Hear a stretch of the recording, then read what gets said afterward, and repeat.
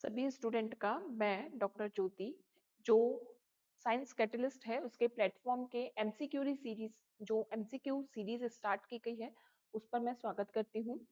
हमारी 5th semester के लिए जो लास्ट क्लास थी उसमें फर्स्ट यूनिट से हमने कुछ एमसीक्यूज क्वेश्चन तैयार किए थे। आई होप आपने उनको पढ़ा होगा और स्टडी किया होगा। हमने ये जो सीरीज स्टार्ट की है उसके थ्रू स्टूडेंट को बहुत बेनिफिट मिल रहा है और हम उसी आशा के साथ आगे की जो यूनिट है उसके कुछ एमसीक्यूज यहाँ प्रेजेंट करें। आज की क्लास में हम हमारी जो सेकेंड यूनिट आती है 5th सेमेस्टर के स्टूडेंट के लिए वो हम स्टार्ट कर रहे हैं।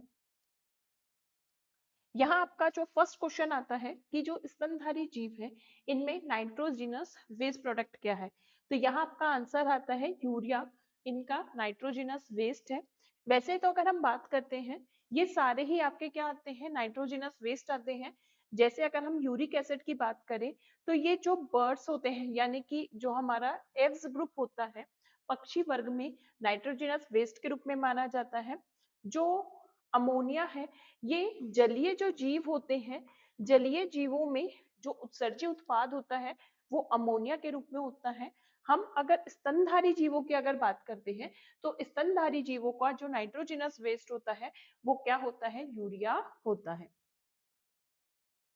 नेक्स्ट अगर हम बात करते हैं the functional unit of kidney की, जैसे हमें पता है एक्सक्रीटरी जो ऑर्गन है वो अगर हम उत्सर्जित तंत्र की बात करते हैं तो उत्सर्जित तंत्र का मीनिंग क्या होता है कि जो नाइट्रोजिनस वेस्ट है यानी कि प्रोटीन उपापचय से निर्मित होने वाले जो पदार्थ होते हैं उनके शरीर से बाहर निष्कासित होने की क्रिया को हम उत्सर्जन कहते हैं।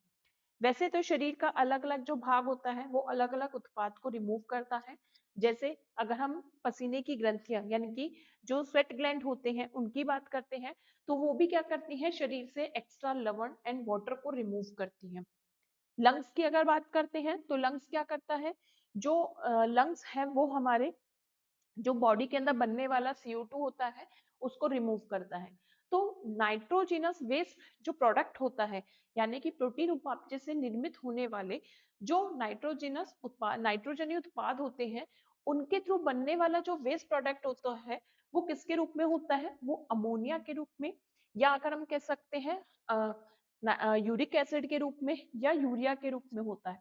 और उसके बिहाफ पर ही हम एनिमल्स को अमोनोटेलिक, यूरियोटेलिक या यूरिकोटेलिक कहते हैं।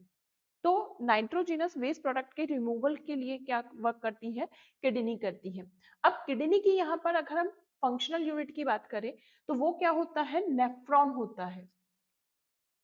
किडनी की फंक्शनल यूनिट यानी कि जो रिमूवल के लिए वर्क करती है वो नेफ्रॉन होती है। Bowman capsule, glomerulus and loop of Henle ये सारे के सारे किसके, नेफ्रॉन के ही पार्ट होते हैं। इन तीनों स्ट्रक्चर से मिलकर कंप्लीट क्या बनता है, नेफ्रॉन बनता है। नेक्स्ट अगर हम बात करते हैं कि नेफ्रॉन में ब्लड का फिल्ट्रेशन कहाँ होता है, कि जो रक्त है वो कहाँ फिल्ट्रेट होता है, तो ये अगर हम बात करते हैं proximal convoluted tubule, distal convoluted tubule, संग्राहक नलिका और रीनल कैप्सूल, ये सारे की ही क्या है, इसके नेफ्रॉन के पार्ट होते हैं। अगर हम जनरली नेफ्रॉन के स्ट्रक्चर अगर हम देखें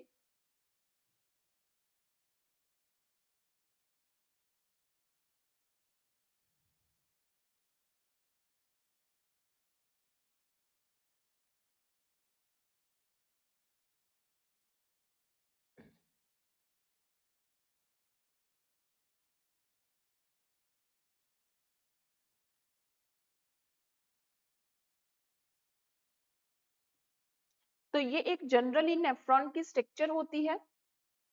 और नेफ्रॉन में ये जो पार्ट होता है इसको हम रीनल कैप्सूल बोलते हैं। ये इसका क्या है, रीनल कैप्सूल या वक्र कणिका होती है।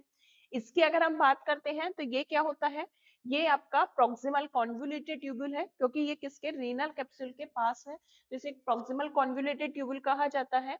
ये अगर हम बात करते हैं द नेक्स्ट वन,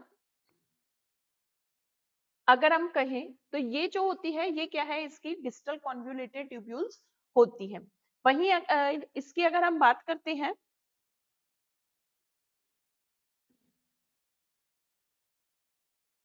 ये जो है ये कलेक्टिंग ट्यूब्यूल्स कही जाती है, इसे हम क्या कहते हैं, संग्राहक नलिका।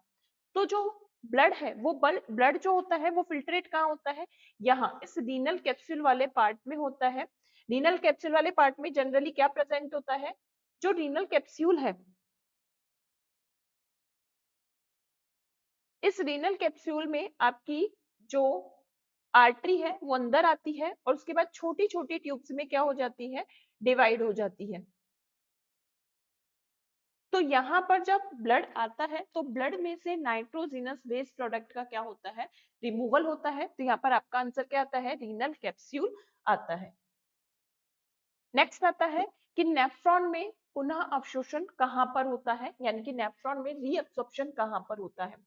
तो हम जब यूरिन फॉर्मेशन की अगर हम बात करते हैं तो यूरिन फॉर्मेशन का जो प्रोसेस होता है उसमें क्या होता है कि पहले फिल्ट्रेशन होता है, यानी कि रीनल फिल्ट्रेट बनता है, फिर फिल्ट्रेट में से वापस से क्या होता है, रीअब्सॉर्प्शन होता है, और फिर उसका क्या होता है, सिक्रेशन यानी कि स्त्रावण होता है। यानी कि अगर हम पहले प्रोसेस की बात करें तो उसे हम क्या बोलते हैं, ग्लोमेरुलस निस्पंदन। यूरिन फॉर्मेशन में अगर हम बात करते हैं तो जो फर्स्ट फर्स्ट स्टेप होता है वो आपका क्या होता है, ग्लोमेरुलस फॉर्मेशन होता है, यानी कि इसमें, सॉरी आपको विजिबल नहीं हो रहा है,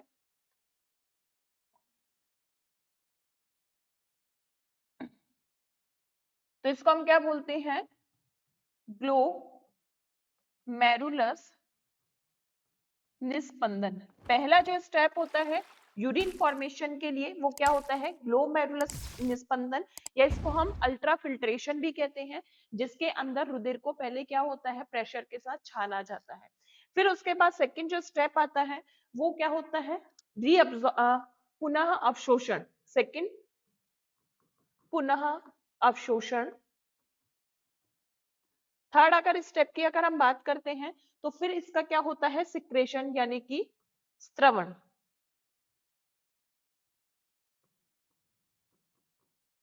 इन स्त्रवण या सिक्रेशन, इन तीन स्टेप्स में आपके यूरिन फॉर्मेशन का प्रोसेस होता है। तो जो रीअब्सॉर्प्शन होता है ये कहां पर होता है, प्रोक्सिमेटल कॉन्व्यू, जो प्रोक्सिमल कॉन्वुलेटेड ट्यूब्यूल है, समीप स्फुंजित नलिका में आपके रीअब्सॉर्प्शन का प्रोसेस होता है। नेक्स्ट आता है एंटी डायूटेरिक हार्मोन कहाँ कार्य करता है।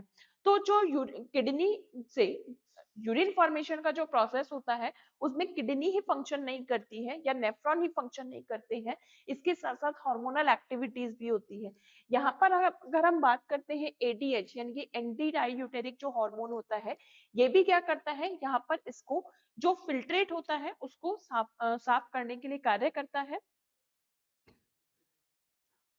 और ये जो प्रमुख रूप से कार्य करता है ये कहाँ करता है, डिस्टल कॉन्वुलेटेड ट्यूब्यूल और कलेक्टिंग ट्यूब्यूल्स पर कार्य करता है। नेक्स्ट बात करते हैं कि एल्डोस्टेरॉन किसमें शामिल होता है। तो जैसे मैंने बताया कि यूरिन जो फॉर्मेशन होता है उस यूरिन फॉर्मेशन पर केवल किडनी फंक्शन नहीं करती है, कुछ हार्मोनल एक्टिविटीज भी होती है। तो एल्डोस्टेरॉन भी एक हार्मोन होता है जो कि क्या करता है, ये यूरिन फॉर्मेशन में हेल्प करता है। और यहाँ पर ये सोडियम और पोटेशियम यानी कि सोडियम आयन के पुनः अवशोषण और पोटेशियम आयन की सिक्रेशन दोनों के लिए वर्क करता है। तो यहाँ पर आपका आंसर क्या आता है, डी। नेक्स्ट आता है नेफ्रॉन का कौन सा भाग जल के प्रति अभेद्य होता है, यानी कि अगर हम नेफ्रॉन के किस भाग की बात करें तो नेफ्रॉन का जो, अगर हम कहें जनरली नेफ्रॉन में जो लूप ऑफ हेनले होता है ये क्या करता है, इसका ascending limb of loop of Henle, जो लूप ऑफ हेनले है उसका डायग्राम कुछ इस तरीके से होता है, और ये इसका असेंडिंग लिम्ब होता है और ये इसका डिसेंडिंग लिम्ब होता है। ये असेंडिंग लिम्ब होता है और ये इसका क्या होता है, डिसेंडिंग लिम्ब होता है। तो जो असेंडिंग लिम्ब होता है ये क्या होती है, ये वाटर के लिए इम्परमेबल होती है। इसी के थ्रू यानी कि जो लूप ऑफ हेनले है उसी की वजह से उसके असेंडिंग एंड डिसेंडिंग लिप के थ्रू यूरिन फॉर्मेशन के लिए एक कॉन्सेप्ट आता है जिसको हम कहते हैं प्रतिधारा गुणांक तंत्र या काउंटर करंट हीट मैकेनिज्म। ये यूरिन फॉर्मेशन के साथ ही चलने वाला एक प्रोसेस है जो कि क्वेश्चंस में या हम कह सकते हैं लॉन्ग क्वेश्चंस, शॉर्ट या लॉन्ग क्वेश्चंस में पूछा जाता है। नेक्स्ट आता है जैसे कि काउंटर करंट मल्टीपल सिस्टम या प्रतिधारा गुणांक प्रणाली जो होती है वो किससे रिलेटेड होती है? तो ये मेनली मैंने अभी आपको बताया लूप ऑफ हेनले के साथ वर्क करती है। नेक्स्ट आता है जो ग्लोमेरुलस फिल्ट्रेशन होता है, इस पर किसका नियंत्रण होता है? तो यूरिन फॉर्मेशन पर जो होता है वो ऑटो रेगुलेशंस भी है, हार्मोनल कंट्रोल भी होता है और न्यूरल कंट्रोल भी होता है। इट मींस इसका आंसर क्या आता है आपका डी। नेक्स्ट बात करते हैं कि पक्षी कौन सा नाइट्रोजन अपशिष्ट उत्सर्जित करते हैं। जैसे मैंने आपको बताया कि जो अलग अलग एनिमल है उनके थ्रू नाइट्रोजिनस जो वेस्ट होता है अलग अलग होता है और उसी के बिहाफ पर इनको अलग अलग नाम दिया गया है। जैसे जो एनिमल नाइट्रोजिनस वेस्ट अमोनिया के फॉर्म में सिक्रेट करते हैं उन्हें हम क्या कहते हैं? अमोनोटेलिक। इन एनिमल्स को हम अमोनोटेलिक कहते हैं। जो एनिमल्स यूरिया के रूप में नाइट्रोजनस वेस्ट प्रोडक्ट को रिमूव करते हैं उन्हें हम क्या कहते हैं? यूरियोटेलिक। और वहीं अगर हम बात करते हैं जो यूरिक एसिड के रूप में क्या करते हैं उन्हें हम नाइट्रोजनस वेस्ट रिमूव करते हैं उन्हें यूरिको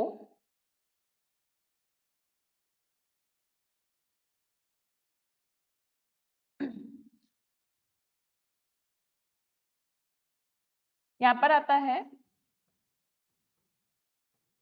अमोनोटेलिक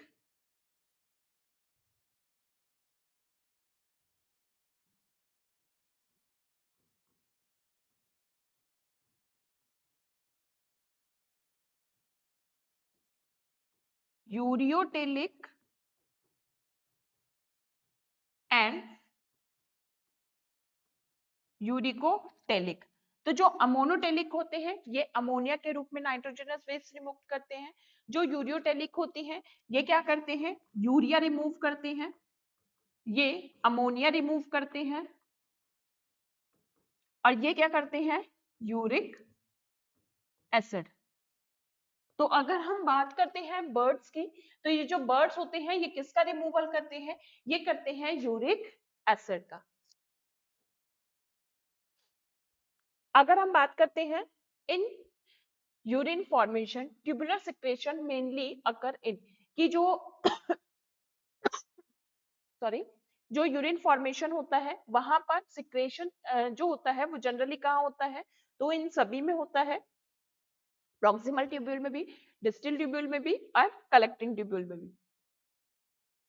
नेक्स्ट आता है हेनले के लूप का कार्य क्या होता है? तो जो लूप ऑफ हेनले है उसका मेन रूप से अगर हम फंक्शन बात करें तो ये क्या करता है? द कंसंट्रेशन ऑफ यूरिन, जो यूरिन होता है उसकी कंसंट्रेशन कि वो हाईली कंसंट्रेटेड है या लो कंसंट्रेटेड है, उस कंसंट्रेशन यानी कि उसकी सांद्रता का निर्धारण करता है। जनरली यहाँ पर अगर हम बात करें जैसे जो कैमल होता है, कैमल में लूप ऑफ हेनले का साइज बड़ा होता है। अब आप सभी को पता है कैमल एक डेजर्ट एनिमल है यानी कि रेगिस्तान में रहने वाला जीव है जिसमें पानी की कमी होती है, यानी कि वो ऐसे एनवायरनमेंट में रहता है जहां ऑलरेडी पानी की कमी है। तो उस पानी की कमी से उसमें एक अडेप्टेशन क्या होता है कि इसके लूप ऑफ हेनले का साइज क्या है? बड़ा है।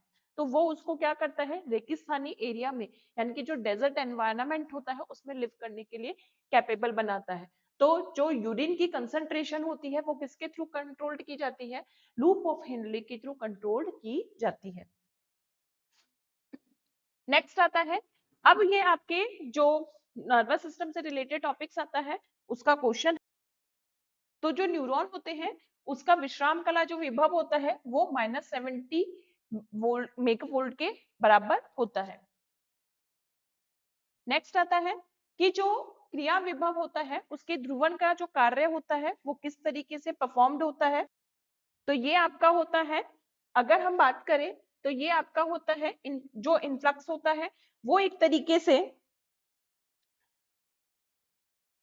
सोडियम आयन जो होते हैं उनके इन्फ्लक्शन के अभाव की वजह से होता है। जो न्यूरोट्रांसमीटर होते हैं इनका संग्रहण कहाँ पर होता है? तो आपने, अगर हम न्यूरॉन्स की बात करते हैं तो यहाँ पर आपके न्यूरॉन्स में सिनेप्टिकल जो कॉन्सेप्ट होता है उसके बारे में बात किया गया है। तो जो न्यूरोट्रांसमीटर होते हैं वो कहाँ सिनेप्टिकल वेसिकल्स में प्रेजेंट होते हैं। नेक्स्ट आता है कि वह सिनेप्सिस जहां पर विद्युतीय संचरण जो प्रत्यक्ष होता है कहलाता है। तो यहाँ पर अगर आप बात करते हैं, जो सिनेप्सिस होते हैं इन सिनेप्सिस की क्रिया, यानी कि जो न्यूरॉन्स होते हैं ये आपस में जुड़े हुए होते हैं एंड न्यूरॉन्स की सिनेप्सिस का जो प्रोसेस होता है, तो वह सिनेप्सिस जहां विद्युतीय संचरण प्रत्यक्ष प्रेजेंट होता है उसे हम क्या कहते हैं? तो यहाँ पर इलेक्ट्रिकल जो सिनेप्सिस होता है वो इलेक्ट्रिकल सिनेप्सिस आपके किस में काम में आता है? वो विद्युतीय संचरण को प्रत्यक्ष करता है। नेक्स्ट आता है कि जो प्रतिवर्ती चाप होते हैं उनमें शामिल नहीं होता। जो रिफ्लेक्स एक्शन है, रिफ्लेक्स एक्शन में तो यहाँ पर अगर हम बात करते हैं रिफ्लेक्स एक्शन में जो इफेक्टर्स होते हैं, ये आपने देखा है कि किसी भी तंत्रिका तंत्र की अगर हम क्रिया की बात करते हैं तो बॉडी में जो न्यूरॉन्स होते हैं उनमें आपके क्या होते हैं? सेंसरी न्यूरॉन्स भी होते हैं, मोटर न्यूरॉन्स भी होते हैं। तो यहाँ पर जो आपका रिफ्लेक्स एक्शन होता है, जब हमें कोई उद्दीपन मिलता है और तो उसके अकॉर्डिंग ही हम क्या करते हैं? रिस्पॉन्स करते हैं। जैसे उद्दीपन में अगर हम बात करें कि आपको किसी चीज ने टच किया, आपको पिंच किया, तो पिंच किया वो एक उद्दीपन है और उसका सिग्नल ब्रेन में जा रहा है। तो उस सिग्नल को ले जाने वाले जो होते हैं वो तो क्या होते हैं? आपके सेंसरी न्यूरॉन होते हैं और फिर उनको रिसेप्ट करने वाले मोटर न्यूरॉन्स। तो इन दोनों सेंसरी एंड मोटर न्यूरॉन्स के इंटरचेंजल के थ्रू क्या किया जाता है? कार्य किया जाता है। अब यही कार्य आगे चल के क्या करते हैं? इनके पूरे जो हमारे सिनेप्टिकल कॉन्सेप्ट होता है उसको बनाते हैं। तो यहाँ पर अगर हम बात करते हैं तो यहाँ पर एसोसिएशन जो न्यूरॉन्स होते हैं वो इसमें रिलेट नहीं करते। नेक्स्ट आता है कि विश्राम विभव किनके थ्रू बनता है? यहाँ पर अगर हम बात करते हैं तो ये आपका ऑप्शन क्या आता है? बोथ ए व सी के थ्रू, यानी कि सोडियम जो होता है उसके विसरण के थ्रू, साथ के साथ जो पोटेशियम आयंस होते हैं उसके विसरण के थ्रू, दोनों के थ्रू ही क्या बनता है? ये आपका विश्राम विभव बनता है। नेक्स्ट आता है कि पुनः ध्रुवण के दौरान कौन सा आयन जो है आपके न्यूरॉन से बाहर आ जाता है? आपको जब हम न्यूरॉन्स पर सिनेप्टिकल कॉन्सेप्ट की अगर हम बात करते हैं, जब विश्राम कला विभव बनता है तो उस विश्राम कला, तो इसके लिए जो आंसर आता है वो आपका बी आएगा। नेक्स्ट आता है दो न्यूरॉन के जो बीच की रिक्त the gap between two neuron is called, यानी कि दो जो न्यूरॉन होते हैं उन न्यूरॉन के बीच का जो स्पेस होता है उस स्पेस को हम क्या कहते हैं? तो यहाँ पर रेनवियर जो नोड होता है वो कहा जाता है। नेक्स्ट आता है सरलतम प्रतिवर्ती चाप में शामिल होते हैं कि जो आपका रिफ्लेक्स, अगर हम कहें रिफ्लेक्सिव जो आर्क होता है उसमें क्या शामिल होते हैं? उस रिफ्लेक्सिव आर्क में आपके सभी तरीके से, यानी कि जब एक न्यूरॉन है तो वो केवल रिफ्लेक्सिव आर्क में इंटरप्टेड नहीं हो सकता है। जब अगर आप प्रतिवर्ती क्रिया की जब क्रिया देखते हैं तो उस क्रिया में हमने देखा है कि जो न्यूरॉन्स होते हैं वो तो दोनों न्यूरॉन क्या करते हैं? आपके एक साथ जुड़े हुए हैं, इसलिए आपका आंसर क्या होता है? To neurons. नेक्स्ट आता है एसिटाइल कोलिन जो होती है, ये किसका एग्जाम्पल है? तो यहाँ पर एसिटाइल कोलिन एक न्यूरोट्रांसमीटर होता है। नेक्स्ट कंकाल पेशियों की जो क्रियात्मक इकाई है उसे क्या कहा जाता है? जिस तरीके से नेफ्रॉन जो होते हैं वो किसकी, जो आपकी किडनी है उसकी यूनिट कहे जाते हैं, उसी तरीके से जो सार्कोमियर होते हैं वो कंकाल पेशी की इकाई कहे जाते हैं। नेक्स्ट आता है पेशी संकुचन के दौरान कौन सा बैंड छोटा होता है और कौन सा बैंड बड़ा होता है? तो यहाँ पर जब आप पेशी तंतु की स्ट्रक्चर पढ़ते हैं तो वहां पर आपने देखा है कि जो पेशीय तंतु होते हैं उन पर डिफरेंट बेंड्स बनते हैं, ए बेंड्स भी बनता है, आई बेंड भी बनता है, एच बेंड भी बनता है। तो यहाँ पर बोथ जो अगर हम कहें ए बी एंड सी जो होते हैं वो दोनों ही क्या होते हैं, इक्विवेलेंट्स होते हैं। नेक्स्ट आता है पेशी तंतु में कैल्शियम आयन किस प्रोटीन से बंधे हुए होते हैं। तो यहाँ पर अगर हम कहें पेशी तंतु में जो कैल्शियम आयन होते हैं वो किसके थ्रू, यहाँ पर जो एक्टिन एंड मायोसिन दोनों ही प्रेजेंट होते हैं, ट्रोपोमायोसिन भी प्रेजेंट होता है। स्पेशली जो कैल्शियम आयन होते हैं वो प्रोटीन तंतुओं के साथ जुड़े हुए होते हैं। नेक्स्ट आता है तंत्रिका पेशी संधि पर न्यूरो ट्रांसमीटर क्या है। तो यहाँ पर अगर हम कहें न्यूरो ट्रांसमीटर एसिटाइलकोलिन होता है। नेक्स्ट है अगर कहें एटीपी की आवश्यकता होती है, तो यहाँ पर जो एटीपी है यानी कि जब न्यूरॉन्स पर सिग्नल ट्रांसफर होते हैं तो उन सिग्नल के ट्रांसफर होने के बाद हमें किस किस की रिक्वायरमेंट होती है, तो वहां पर आपको क्रॉस ब्रिज के पृथक्करण की और साथ ही साथ अगर हम बात करते हैं जो कैल्शियम होता है इसके एसआर में पुनः अवशोषण की भी आवश्यकता होती है। नेक्स्ट अब है स्लाइडिंग फिलामेंट थ्योरी। जो स्लाइडिंग फिलामेंट थ्योरी है वो किस पर होती है, ये आपके जो एक्टिन का जो फिलामेंट होता है यानी कि स्लाइडिंग ओवर एक्टिन जो तंतु होते हैं वो मायोसिन पर फिसलते हैं या मायोसिन तंतुओं को छोटा होना। तो यहाँ पर जो स्लाइडिंग फिलामेंट्स होते हैं वो दोनों ही फिलामेंट्स पर क्या करते हैं, कार्य करते हैं। नेक्स्ट आता है कि पेशी उद्दीपन के दौरान सार्कोप्लाज्मिक रेटिकुलम से कौन सा आयन मुक्त होता है। तो यहाँ पर जो पोटेशियम आयन है वो यहाँ मुक्त होता है। किस आयन की कमी से पेशी टिटेनी उत्पन्न कर सकता है।